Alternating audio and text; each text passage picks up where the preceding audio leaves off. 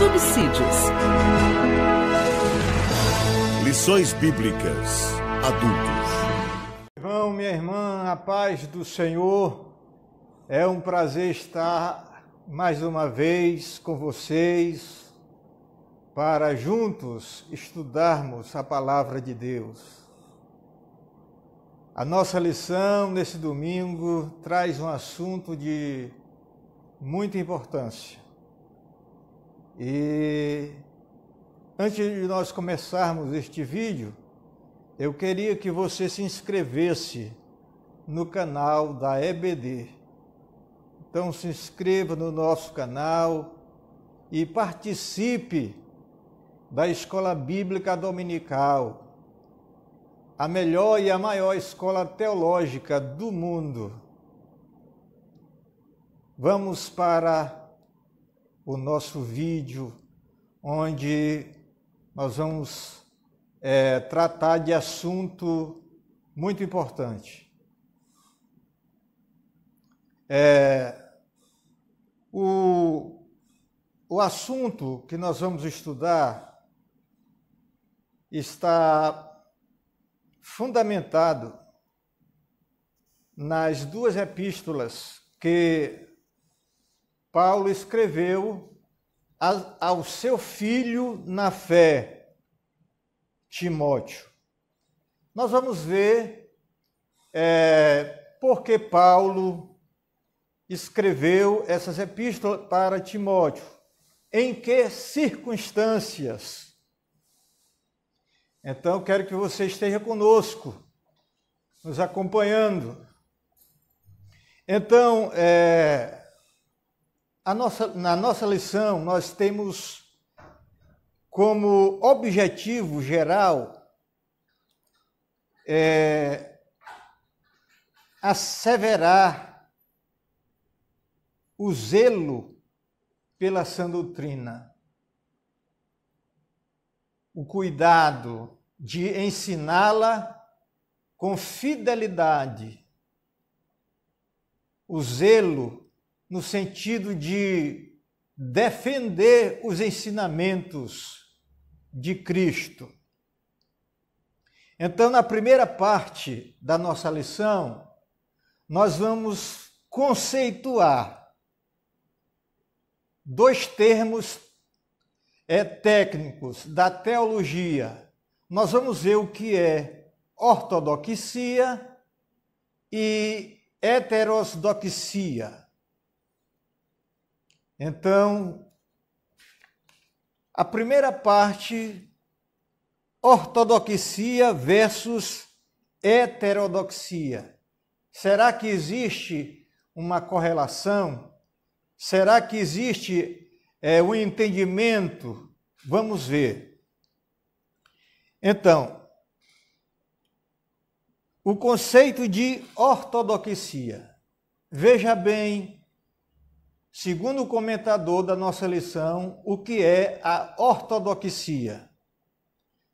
Na língua grega do Novo Testamento, a palavra tem como prefixo ortos, o que significa o que é reto, o que é direito, o que é certo. Então, a palavra ortos, esse prefixo grego, quer dizer correto.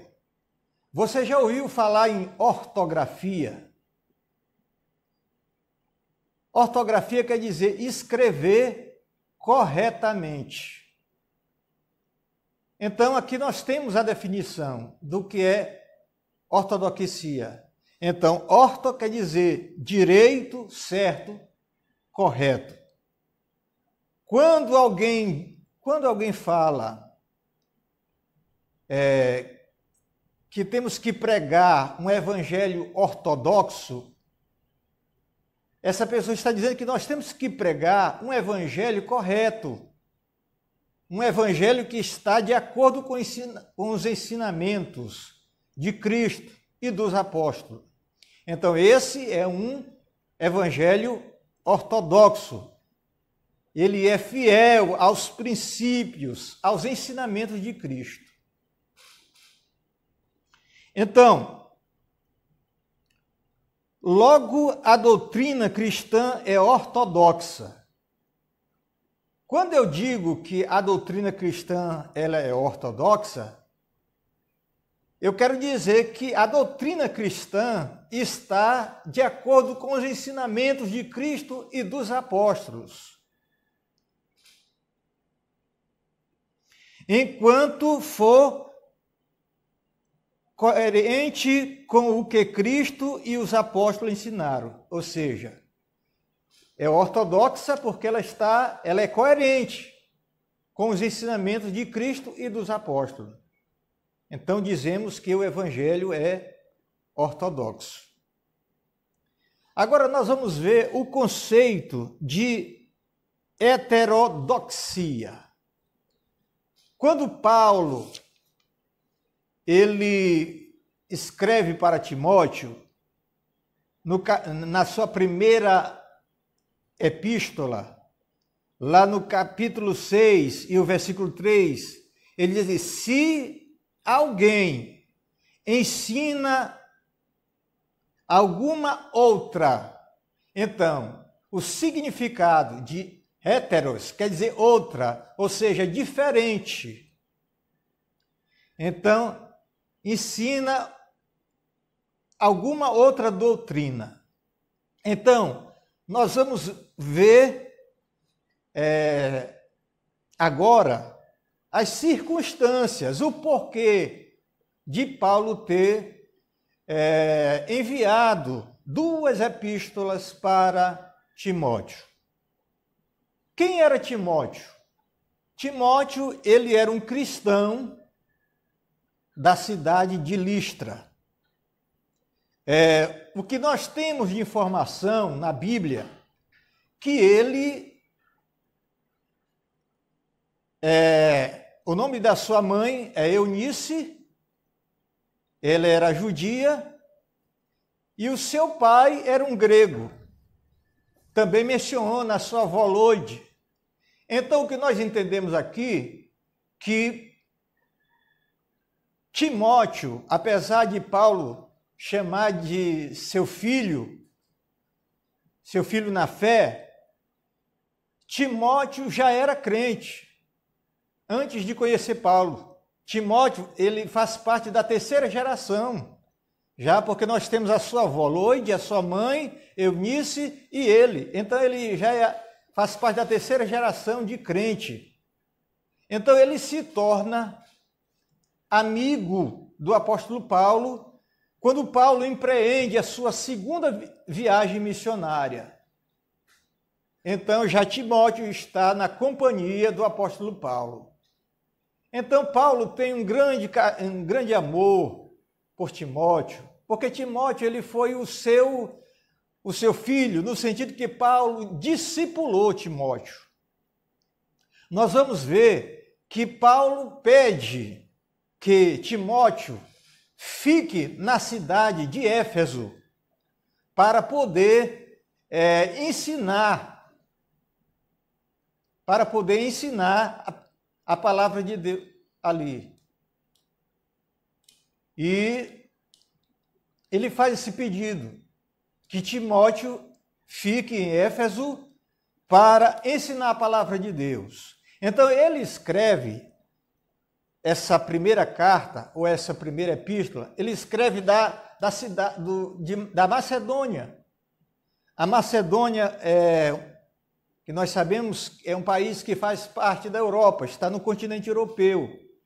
E foi o primeiro país da Europa a ser evangelizado pelo apóstolo Paulo. Então ele escreve 2 epístolas. A primeira escreveu da Macedônia e a segunda epístola que ele escreve a Timóteo, ele já escreve de Roma, onde ele está preso, aguardando o julgamento, e de lá ele vai ser morto por ordem do imperador Nero. Então, o que era que estava acontecendo? Timóteo estava enfrentando problemas com falsos mestres que estavam ensinando um evangelho diferente do que Paulo ensinava. Então, Timóteo estava ali autorizado por Paulo a defender a sã doutrina, a palavra de Deus, os ensinamentos de Cristo.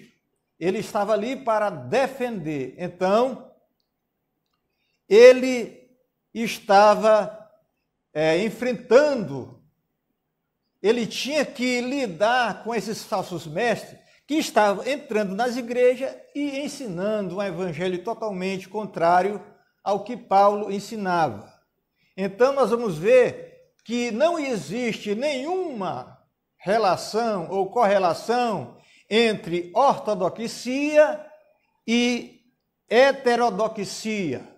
Então, nós aprendemos aqui que ortodoxia quer dizer um ensinamento fiel, um ensinamento que está de acordo com os princípios da Bíblia. Esse é um evangelho ortodoxo.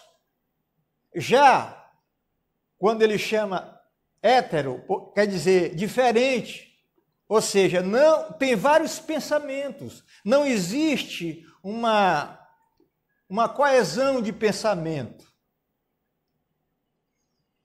Então, nós vamos ver que, para o apóstolo Paulo, a igreja deve manter a unidade doutrinária.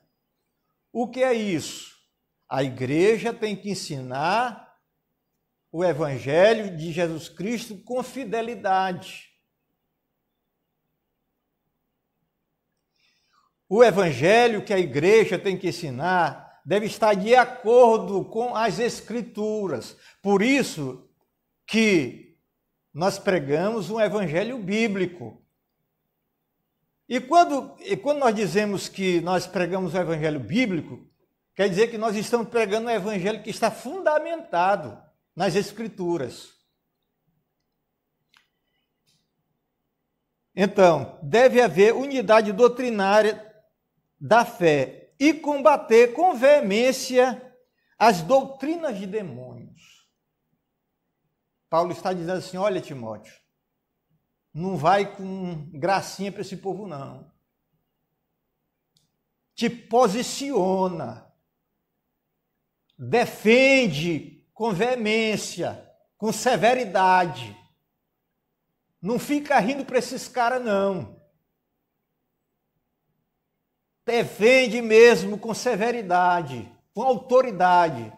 Refuta, porque esses ensinamentos são doutrina de demônios. Então, nós vamos ver aqui a ameaça de corrupção doutrinária. A advertência do apóstolo. Então, Paulo, ele escreve, o objetivo, quando ele escreve para Timóteo, é advertir Timóteo.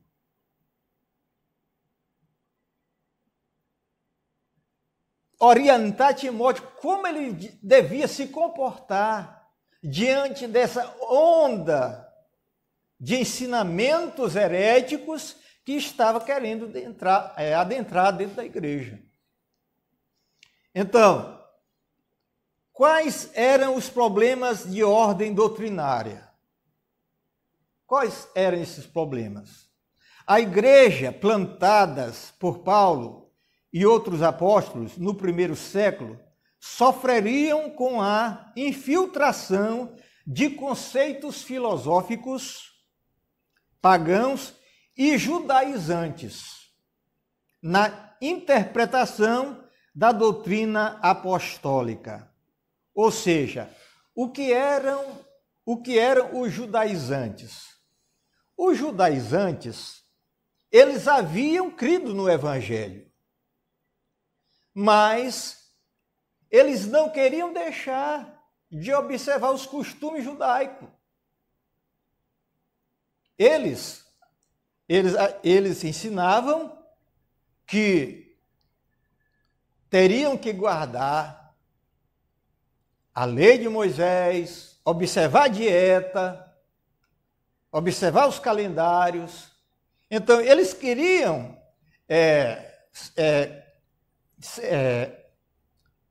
aqui a gente se... Eles creram no Evangelho, mas, ao mesmo tempo, estavam praticando os costumes da religião judaica.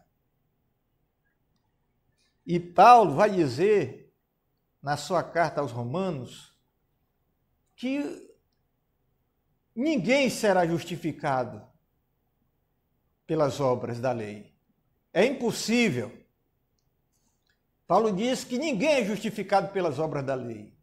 O homem é justificado pela fé. É isso que Paulo ensinava. Então, ele fala aqui de judaizantes, que eram pessoas que haviam se convertido ao Evangelho, mas não queria abandonar os costumes judaicos.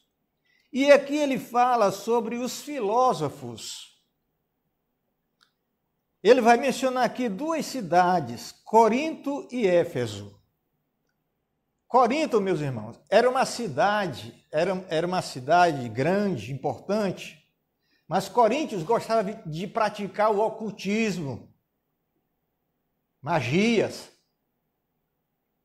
Então, eles queriam o Evangelho, mas não queriam deixar essas práticas. Ou seja, queriam englobar nos ensinamentos essas práticas.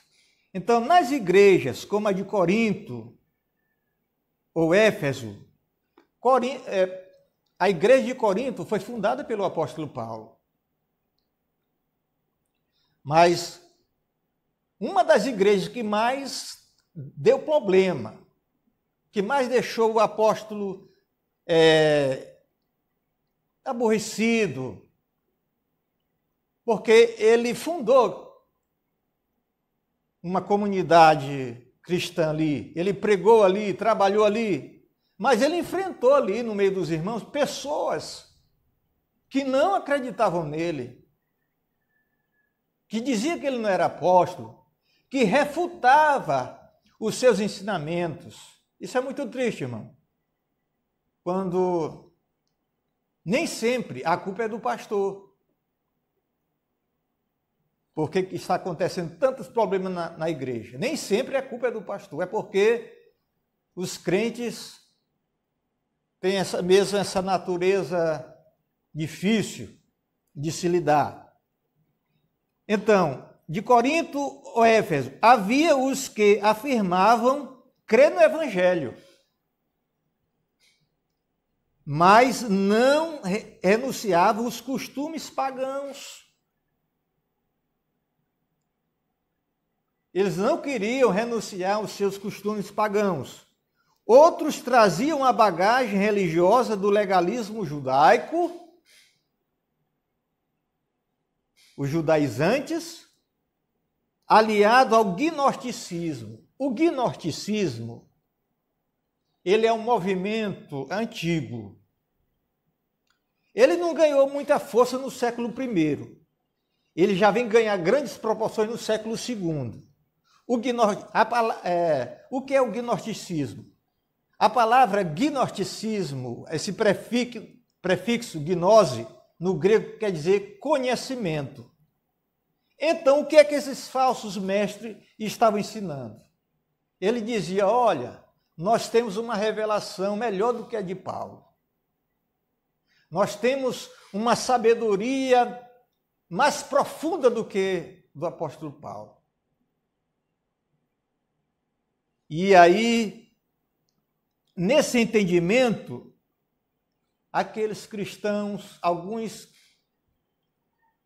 cediam. Então, quem eram esses ensinadores? De onde eles vieram? Eles saíram de dentro da igreja. Eles se desviaram para poder trazer uma outra doutrina. E essa doutrina vinha misturada com filosofia. E Paulo ajuda Timóteo, exorta Timóteo, orienta Timóteo como ele deveria se posicionar com firmeza diante desses falsos ensinadores. Então, aqui Paulo vai falar de fábulas e genealogia. A palavra fábula, no original grego, é mito. Mito é fábula. Então, eles tinham um livro que não era canônico, que eles consideravam esse livro. Eles achavam essas histórias bonitas. Você sabe o que é uma mitologia, não sabe? Então, a mitologia ela vem da Grécia. O Brasil também tem a sua mitologia, tem o seu folclore. Eu vou dar só um exemplo. A mula sem cabeça. A mula sem cabeça é um mito. É uma história que é contada e isso vai gerando uma história. E então, era o que estava acontecendo. Então, para Timóteo já te guarda, porque o que eles estão ensinando não passa de mito, de fábula, de genealogia. Essa genealogia aqui, a gente entende como aquele grupo de judeus que, para identificar que ele realmente era um judeu, aí ele dizia, eu sou filho de Cicrano, filho de Betano e tudo, até chegar a Abraão. Então, eram coisas assim que fazia parte dos ensinamentos. O apóstolo advertiu a igreja quanto a estas coisas e as refutou com veemência. Então, Paulo, ele era zeloso nesse sentido, porque ele defendia, como nós devemos ser também. Paulo, ele foi um grande pregador do Evangelho e um grande também defensor da doutrina de Cristo que ele pregava. Então, nesse primeiro ponto aí, nós vimos que não existe nenhuma correlação entre ortodoxia e heterodoxia. A ortodoxia é a pureza, é a retidão nos ensinamentos. A heterodoxia é a variação, não existe coesão. Agora vamos ver aqui a igreja como guardiã da sã doutrina. Por quê? Porque a igreja ela está responsável, ela é responsável por defender, por cuidar da doutrina de Cristo, para que ela não seja corrompida. Então a igreja tem essa autoridade, ela é a guardiã da sã doutrina. A igreja é coluna e firmeza da verdade.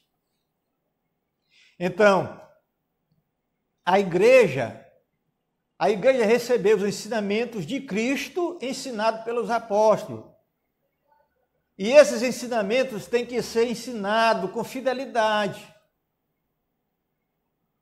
Tem que ser de acordo com os ensinamentos, tem que estar fundamentado nos ensinos de Cristo e dos apóstolos.